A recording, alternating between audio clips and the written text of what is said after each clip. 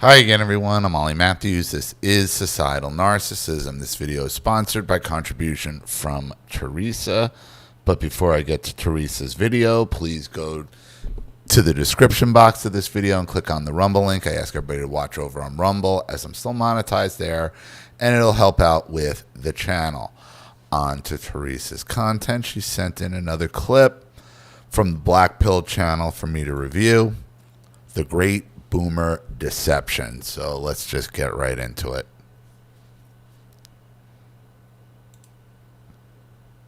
As much as the baby boomers fought to overturn and rebel against and eventually destroy the American culture that existed before them, one thing that I have always found interesting is how much these same champions of counterculture that sadistically dismembered their heritage and mocked every tradition their parents had gifted them would at the same time romanticize this same culture they worked so hard to undo.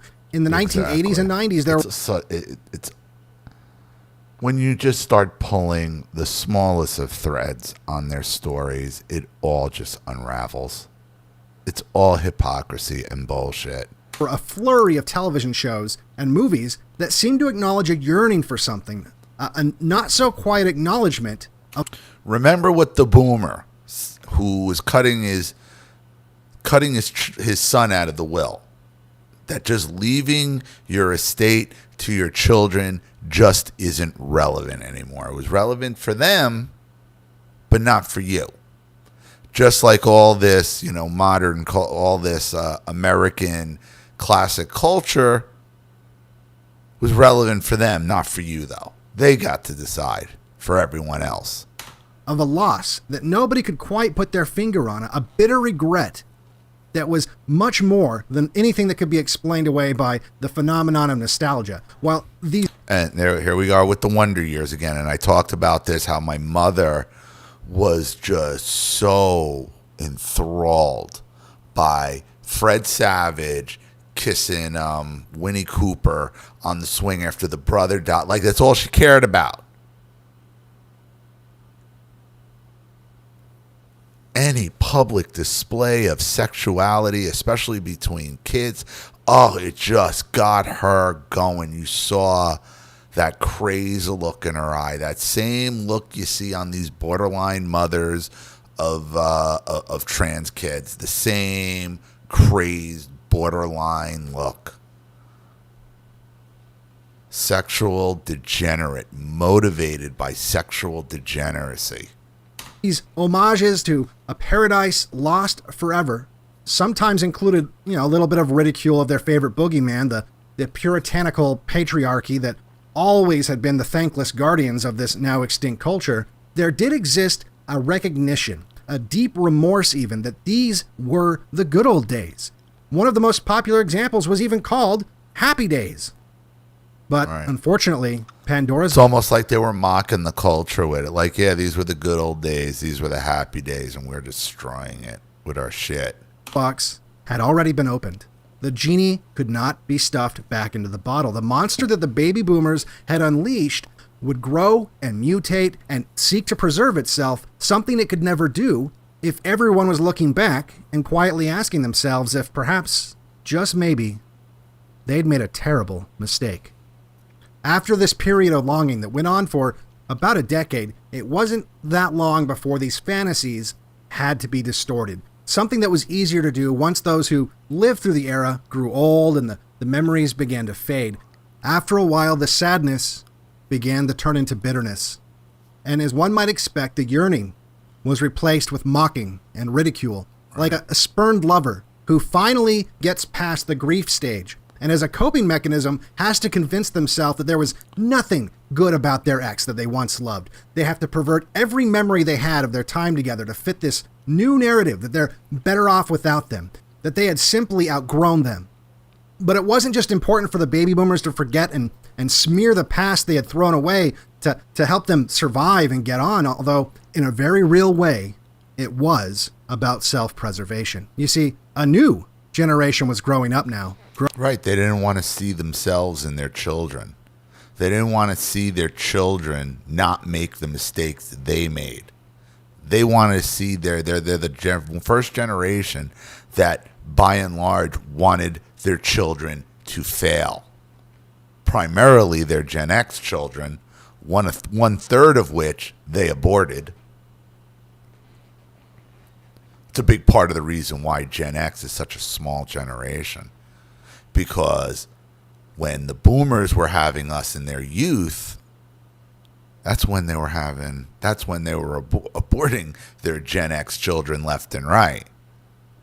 Once they kind of got sick of being boss babes and, saw the Gen Xers that survived, now they wanted to relive and have kids later on, and ended up having millennial children, which were raised much differently by the boomers than their Gen X children were. The Gen Xers who survived, that is. Growing up in a completely different world. The new normal that had been crafted by the baby boomers. A world of broken homes, of a broken society filled with broken people. They had smashed everything with the hammer of revolution without ever bothering to rebuild anything in its place. And now this new generation, raised in the rubble and smoldering ashes of the baby boomers' they just broke it open and looted what was valuable and stuck it in their pockets. That's what they did. Devastating culture war. They were looking at these images of nuclear families with attentive and loving parents, affordable schools you could pay your tuition just by having a summer job at the corner store. The corner store that didn't have any bulletproof glass, and if you didn't have enough money to pay your bill, it was okay because everyone knew and trusted each other. They lived in communities with a shared culture and history. They knew each other by name. That's white supremacy. That's colonialism these days. That's what they're trying to destroy. They didn't even lock their front doors. What's more, everyone was happy. And they were happy without drugs, without antidepressants, without casual sex. What would this new generation, exposed to these images, what would they think if they saw this time, this place that now seemed like some kind of mad utopia, and realized that it was gone? Or more importantly, why it was gone. Imagine the terror, the panic that the baby boomers felt standing over the corpse of this beautiful... What a bunch of clowns. What a bunch of freaking clowns. Beautiful and lost culture. The murder weapon still in their hands, dripping with blood. As generations... And this is what they can't shut the fuck up about. This is what they'll brag like it was the greatest events that ever happened in the history of time. Acting like a bunch of degenerates. Generation X, dazzled by this wonderful paradise that so starkly contrasted the reality they knew, began to slowly piece together what it was that had happened. So like a deer in headlights, the baby boomers, fearing what would happen if they didn't, decided to hide the body. The movie Pleasantville was just one of the many tools they used to bury the body. The campaign weaponized against Generation X. The best way to explain it is that the baby boomers acted the same way a brutal dictator might act. But instead of it being Kim Jong-il banning all Western media in North Korea and telling his people that everyone beyond their borders was in some nightmarish hellscape and that North Korea was the true utopia, something he had to do, because if the people were to discover the truth, they might overthrow him, or worse. The boomers, using the same formula and reasoning, told Generation X that the 1940s and 50s, despite what it might look like on TV, was really a nightmarish hellscape full of misogyny, patriarchy, oppressive religion, and worst of all, whiteness. Mm-hmm. The baby boomers often explained how they had brought revolution and fought the man, and now these times were the real utopia. They told Gen X this again and again as they subjected them to this never-ending celebration of the free-loving 60s and 70s. And then to make sure it stuck, they institutionalized... My mother used to tell me stories how she used to mock my grandfather, her father, with Elvis and the rock... Was it Elvis and or the rock and roll? And he used to call it music from the devil. And like she used to taunt them. She used to taunt them with it. Until he snapped and beat the shit out of her one day. And then she called the cops, and then it was this whole thing until the day Virginia died. You called the cops on your father. Institutionalized it with cultural Marxism as part of the curriculum. Pleasantville was written and directed by Gary Ross, who... And it's another movie my mother loved. I couldn't get through it. I couldn't get through it. I was just like... Because I think I even knew at the time, this is ridiculous. This is... And anything my mother was mesmerized by, I knew was complete trash. I knew it. Incidentally, worked on Ted Kennedy's presidential campaign, as well as the campaigns of Michael Dukakis, and both of Bill Clinton's presidential runs. He comes from a Jewish family that's been working in Hollywood for generations, and has written and directed several films, including his first film, Big, which he wrote but didn't direct, and most recent film, Ocean's 8, that he both wrote and directed.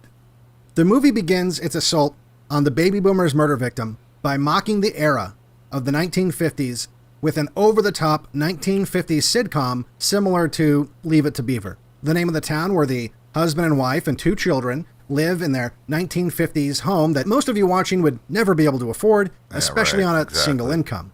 In a perfect neighborhood where everyone is happy. We're briefly introduced to this show as we watch a promo that's obviously being played in present day, or because this movie is 20 years old, 1998, on a cable network that plays old TV shows. It's an advertisement for a Pleasantville marathon.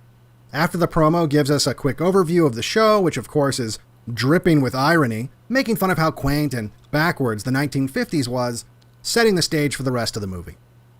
Looks the film nice then to quickly me. contrasts the 1950s pleasantness with shots of 1998 to try to elicit a superior feeling out of the audience. Several quick shots of the new hip America, including a shot of the new edgy fad of the time, which was a tongue ring. We see how different everything is, including the demographics. We're now introduced to our main character, who's kind of a nerdy white kid in suburbia.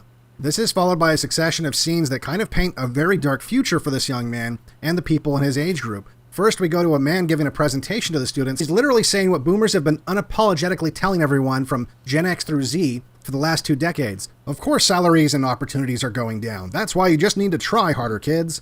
And then we go to a classroom where a teacher is telling her class about the dangers of getting AIDS. The panic of heterosexual AIDS was, of course, all the rage back then. There was this big propaganda push to try to tell everyone that heterosexual AIDS was a huge problem. And they did that to increase the funding because the public saw it accurately as mostly a risk that gay people faced, which statistically speaking, it pretty much is. But at the time, it was AIDS this and AIDS that because they needed to scare some money out of the public and they hadn't yet normalized homosexuality. So nobody really felt a real obligation to pay millions of dollars into research into a disease they saw as only affecting a small portion of the population. We then go to another classroom. This teacher is talking about climate change. Back then it was global warming. Wait, nope. No. It was the ozone layer, where they wrongly predict that by 2010, the global temperature is going to skyrocket and kill everybody. So right away, we have this contrast between this 1950s happy but little cheesy and over-the-top past and this kind of dark, scary present that our main character, David, lives in. Now, after school, we go to David's home in the suburbs. Rows upon rows of McMansions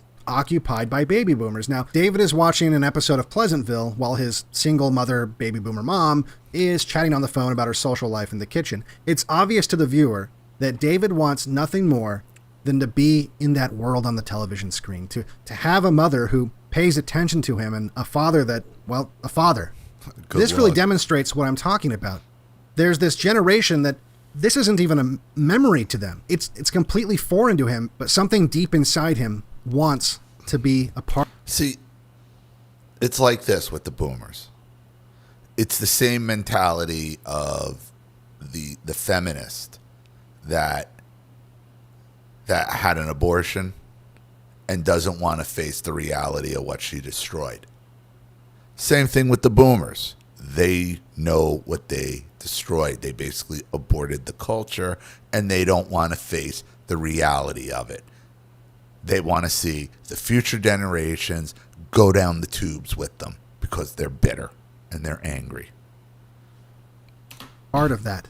So the next day, David is at school and he's telling his friend about how much he likes Pleasantville and how the TV network is going to play a Pleasantville marathon. There's a trivia contest and he's going to try to win the $1,000 prize. We also meet David's sister, who's a basic thought. Unlike David, who yearns to have a part of the past, she's a complete hedonist. She embraces this new culture, and she invites the cool kid from school to come home to her house afterwards so they can have sex because her baby boomer mom is going out of town to party with some young guy. Of course This, by the she way, is. wasn't exactly atypical. I had a lot of friends that had a Yeah, similar I was going to situation. say it's not complete. It's not in any of this that they're showing is not inaccurate. None of it is inaccurate thus far. They had a single mom. They had a big house that their dad, who they never saw, was paying for. And the mom would just leave and party and let them do whatever they wanted in the house. So unfortunately for Generation X, Y, and Z, these are pretty typical kids. Yeah, so we all had friends like this. We all knew kids like this where you can go there, get away with whatever. The mother was never around, out partying or who knows what. They get into a fight over who can use the TV remote, and it breaks. And then magically, the doorbell rings, and a crazy TV repairman played by Don Knotts, who was a regular in many 1950s TV shows. And after quizzing David on some obscure details about Pleasantville, he reveals a magic remote control. And the magic remote control somehow transports them into the episode of Pleasantville that they're watching. So I know the beginning's pretty cheesy or whatever. It doesn't really matter. It's trying to get them from 1998 into this TV show. It's just a stupid plot device. Don't worry about it. So now they're in this TV show, and they've taken the place of the son and daughter that are in that TV show. And after some discussion, they decide, well, they ought to play along because David knows so much about the show anyway. At first, it seems like it's going to be kind of just your typical fish out of water story, but they immediately go after the fact that this new 1950s mother, who, in sharp contrast to their 1998 baby boomer mom, who is off doing God knows what with her younger man, is attentive and caring. They make fun of the fact that their new mother had prepared breakfast for them by exaggerating the portions to make the idea that their mother making breakfast for them is this completely over-the-top and insane thing. David's sister, Jennifer, hates this new world and complains endlessly about how she wants to go home and have sex with the guy from school that she invited over. David convinces her to play along, but she only agrees after meeting a cute boy from Pleasantville.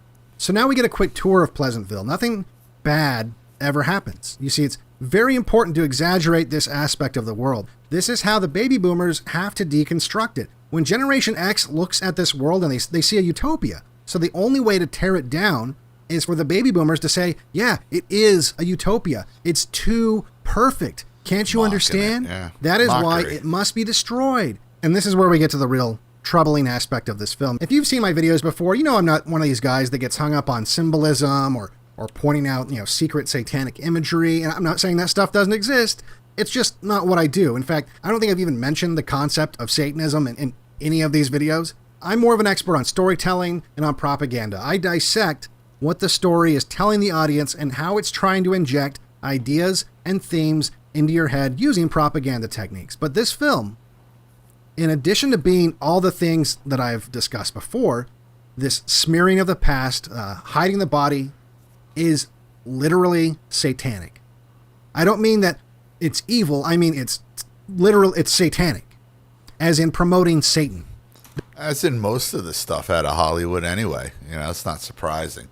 Again, this is another movie, and I remember they were watching it at down the shore, and she's like, "You got to watch this. You got to watch this." And like, whenever she was like that, I knew. Like, I had my guard up. I'm like, "There's some kind of nonsense in here." And again, it was like the over-the-top mock. I couldn't get through it because I could see what this was. This entire movie is the story of the Garden of Eden. And if you doubt what I'm saying now, you won't once we get a little further into this. It is the story of the Garden of Eden, and it's a celebration of Satan convincing Eve to eat from the tree of knowledge and getting cast out of paradise. This is a theme that is central in modern Satanism. In fact, here it is depicted in the Satanic monument that was put on display recently in an American courthouse. This is the story. Now, I want you to think about what that means, not just for this movie, but also in the context of what I was talking about with destroying the culture. How could this movie simultaneously be satanic and also be propaganda meant to obscure the past? What does that tell you about the people who are responsible for destroying our culture? Because they're mocking the culture, and that's what Satan does. He mocks God. He mocks the church. They knew what they had was good, and they purposely destroyed it because, like modern Satanists, they valued exploring evil more than preserving good. Now, I don't want to spend too much time on this right now because I think that I've planted that seed, and you're going to see exactly what I'm talking about as we go through the rest of the movie. It's pretty obvious. Okay, so back to the movie. We are in paradise. Everything is way too perfect. Everyone is way too happy. There are no problems at all. That is until David tells Skip that maybe his sister isn't up for going out with him that evening. Now, that is when the first crack begins to form. They have poisoned the well by deviating from the routine that keeps this universe in order. The universe has skipped a gear. Now, worried that this might become a bigger problem if they continue to stray away from the script, David tells his sister that she has to go along with the routine to help preserve the order of the universe. Now, this is a metaphor for something else as well. This is a metaphor for what begins to happen to a society when outsiders come in and don't assimilate. They disrupt the order of things. Now, at first, it's in small, inconsequential ways, and the system will absorb some deviant behavior if the society is strong, but eventually it begins to cause bigger and bigger problems until it threatens the existence of the society entirely. This is an aspect of the world that this film also exaggerates. It paints the routine as something bad and extremely rigid. It dictates the behavior of the native population to extremes. For example, when David shows up to work a little bit late, we discover that his boss has been stuck wiping the counter for hours and hours because David wasn't there to do his part of the routine, so he got stuck until David arrived. Later that night, Jennifer, who was annoyed with her date treating her respectfully and not trying to have sex with her, which is an odd thing to see considering how nowadays they've perverted the past even further and told us how people like Chip here would have just raped her by now. Right. She demands that he rapist. take her to Lover's Lane. In this scene, Jennifer actually rapes Chip by today's definition. I'm not kidding. That's literally what happens. But of course it's okay because she's a woman. Lover's Lane is the Garden of Eden. We will see this again later in the film in a more literal and obvious sense, but Jennifer, in her pursuit for pleasure, has decided to disrupt the universe and just have sex with this boy she just met.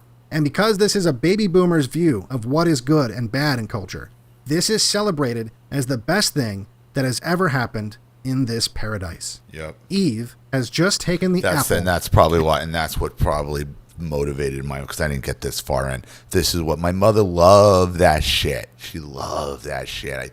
You could see it in her eyes. They'd spin like saucers. It was fuel. She was fueled by sexual degeneracy. And given it to Adam. They have now both eaten the forbidden fruit, and the universe is beginning to change. Where there was once black and white, good and evil, new, ambiguous colors are beginning to appear.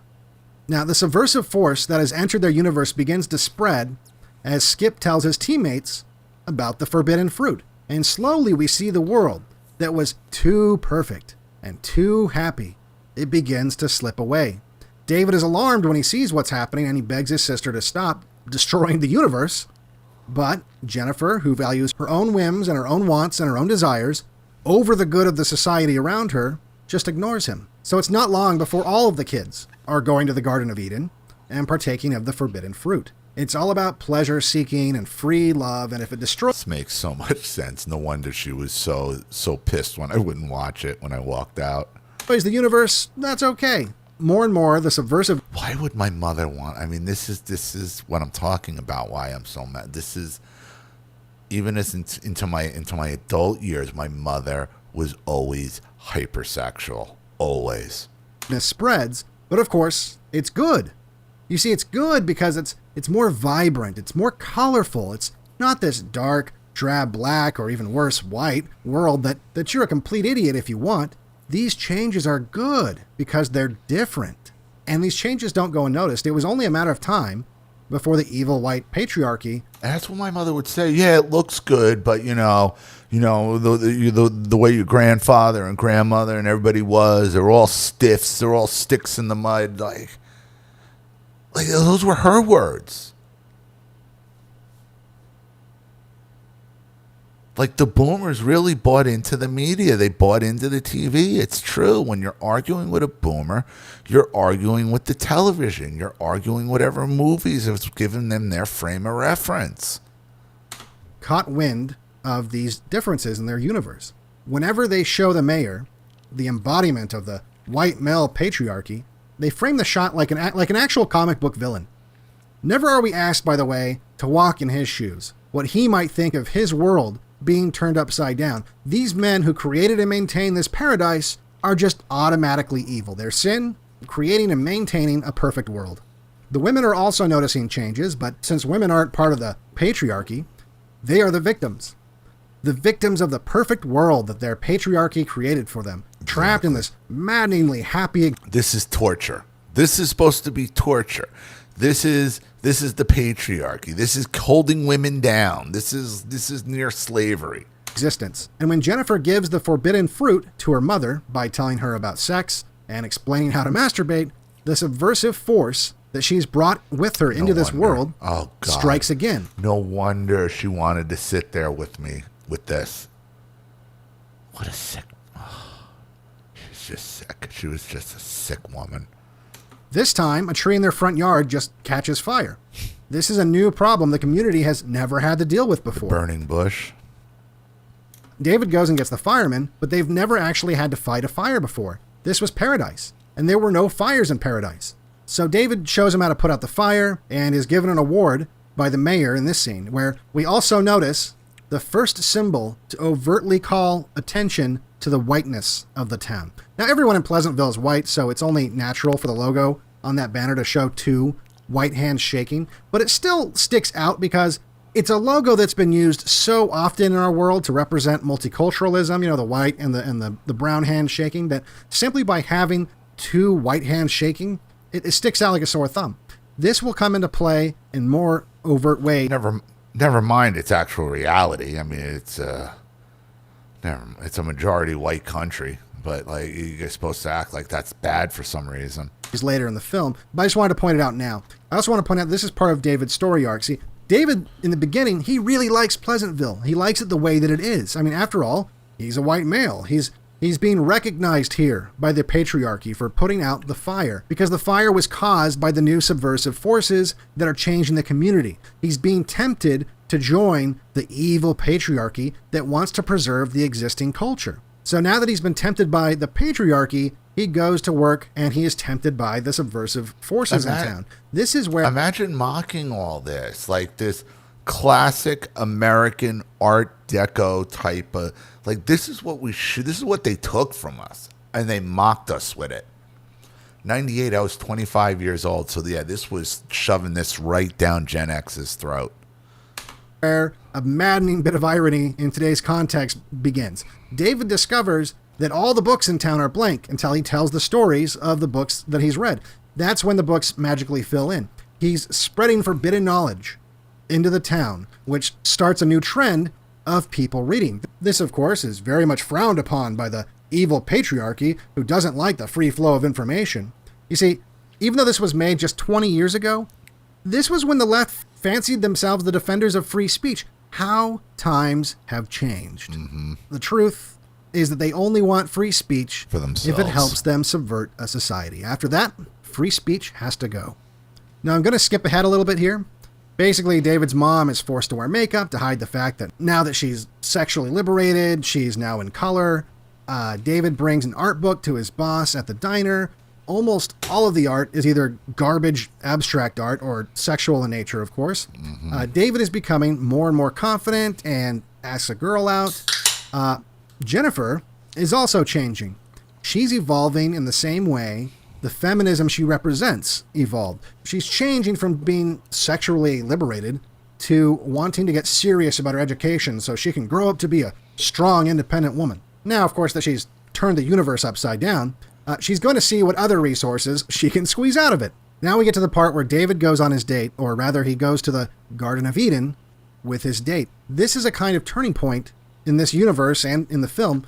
It's just like the Garden of Eden story in the Bible and in Satanism. Eventually, God finds out his children have been eating the forbidden fruit, and the town is about to be kicked permanently out of paradise. While David is in the Garden of Eden with Eve, his mother, who's walking around, notices some artwork that the diner owner has now started to paint on the windows of the diner and starts an affair with him. Because her husband, the man who helped provide and maintain the paradise, was, of course, part of the evil patriarchy. Never once are the needs of her husband ever even imagined, thought about, considered at a single point ever. Why? Because he's the enemy. He's an evil white male. Now, at the same time, Jennifer, she's had her fun with Skip, and because he's also an evil white male, she rejects him. And because he's just some stupid white guy with no feelings, he walks away, and so what? Just like David's father, who comes home to an empty house for the first time ever, and he wanders through the home not knowing what to do. And now with this crescendo of everything going wrong in the universe, we see unmistakable imagery that should once and for all convince you that this is the Garden of Eden. Eve literally plucks the fruit from the tree and brings it to Adam/David. And that's when God shows up. For the first time in paradise, there is a storm. The rain falls over the entire town, and they are all at once and forever cast out of paradise. David's dad goes and alerts the patriarchy about what's happening. The evil white patriarchy, all lit and framed like comic book villains, are dismissed as reactionary bigots. Their concerns about being, forever thrust out of paradise are completely minimized, as one of the men shows them that his wife burnt his shirt, and that's the worst thing that's happened to him. That's the worst thing that happened to these people. These people that maintain... Dumb white men can't do anything on their own. This is... Of course. Paradise that was perfect and everyone was happy. They lost it, and really all they lost was, ironed shirts. So you see, the only reason the men wanted to maintain the way things were was so they could have dinner and neatly pressed shirts. The patriarchy is domineering and evil and only wants to preserve paradise because they're oppressing everyone else. Now, the next day, David's mother leaves his dad, her husband of God knows how many years, for the guy she just met and had an affair with. And again, his father, whose only sin was providing a good life for his family and being a good husband and father, is ridiculed and put down. His needs are not as important as his wife's whims. The subversive new culture has completely taken hold, and paradise is gone. And now... Mom's on strike. Everybody remember that? The Gen Xers, that was a big thing. Mom's on strike. Get the hell out.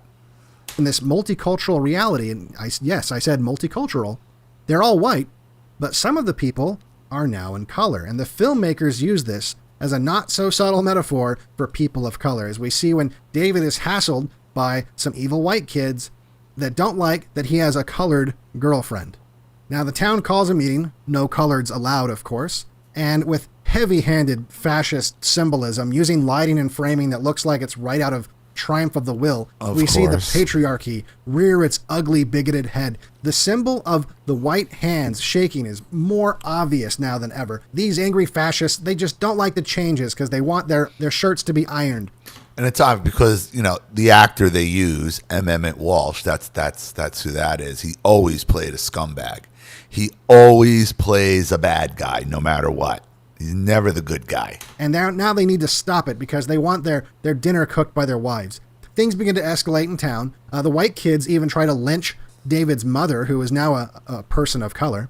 And because he stands up to the white fascists, David himself finally becomes a person of color.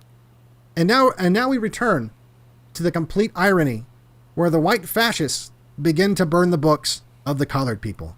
It amazes me how quickly the left has become a parody of themselves. They are the burners of books.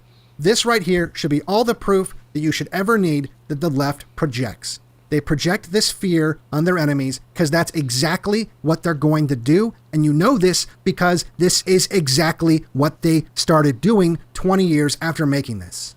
So understand that. Now, after some clashes, the town holds a trial to see what they should do about these new people of color. This is where the movie copies almost exactly the shots used in the film To Kill a Mockingbird, a movie about racist whites who attempt to imprison an innocent black man. At this point, it's obvious what the film is saying. The real reason the paradise was evil and it had to be destroyed because it was white. And white is intrinsically evil. And it's not until every last white person is changed into a person of color that the town can accept this new culture that subverted their paradise. Whites might have functioned well and been happy in the paradise they built and maintained until the outsiders showed up, the outsiders who didn't like this paradise.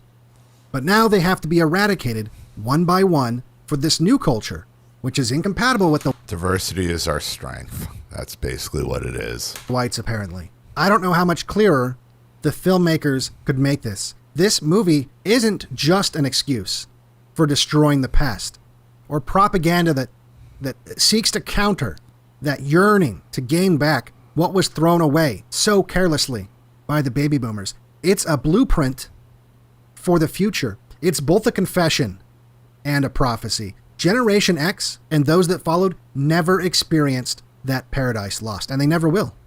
They will slowly be replaced until every last remnant of that world has changed and slipped away forever.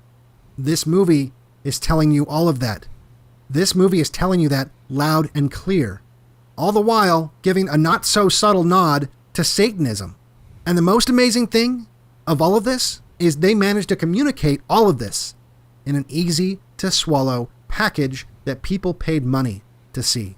And chances are, if you watch this movie, even after you've seen this, they did this so well that if you watch this movie, you might even still laugh at some of the charming jokes. Never again let it be said that the left can't meme.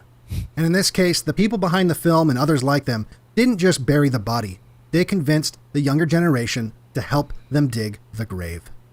For Blackpilled, I'm Devin Steck. No, the left can't meme. They need a 2-hour movie in order to do this, to lay it out. We can lay it out in one freeze frame picture. Left can't meme. Look, this perfectly encapsulates exactly my issues with the boomers, and especially coming from a Gen Xer. I mean, this is the type of media propaganda that has been crammed down Gen X's throat. Why? Look, you millennials probably don't understand, like, when I say this. The Gen Xers knew our parents were full of shit very, very early on. We knew it. It was even in our look. I got to do some Gen X movie reviews, like The Breakfast. The Breakfast Club is a perfect one, which just perfectly encapsulates what it was like for Gen X to be raised by negligent and overbearing boomers at the same time. What it was like to be held to an adult standard as a child and then never being allowed to grow up.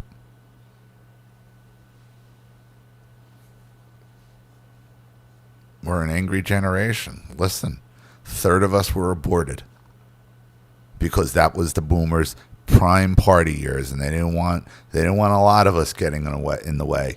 And the ones that did, get survive, were basically neglected for the first 14, 15 years of their life until they started doing things that actually interested the boomers. And then the boomers started wanting to have kids later in life, the millennials, which was a different experience. Just as damaging, just different. No wonder my mother was so adamant about wanting to watch that movie with me. She loved all that fucking teenage sex shit. Couldn't get enough of it. So, I'm going to leave it there. Thank you, Teresa, for another contribution and video. I really appreciate it. Thank you to everybody watching. Please leave any opinions in the comment section below. And again, if you want your story read on the channel, you have a topic you'd like me to cover, something you'd like to expose, you'd like to set up a Skype, a phone call, have a private video made, you'd like to sponsor a video like this for someone who needs help and can't afford it, or just make a contribution to the channel in general to keep it supported, growing, and successful, because this channel survives 100% on contributions from all of you. Without you guys, all this goes away. So if you like what you see here and you want to see more videos like this, you know what to do with either the Cash App, Zelle, PayPal, and email links in the description box below. Also, please like and share this video wherever you can. Subscribe to my channel if you haven't. And be sure to click the subscription bell to be notified of all my video uploads. Also, be sure to subscribe to both channels on Rumble. If you haven't watched over there, please do. Even a click helps. Follow me on X and Telegram as well. I'm Ollie Matthews. This has been Societal Narcissism. Take care, everyone.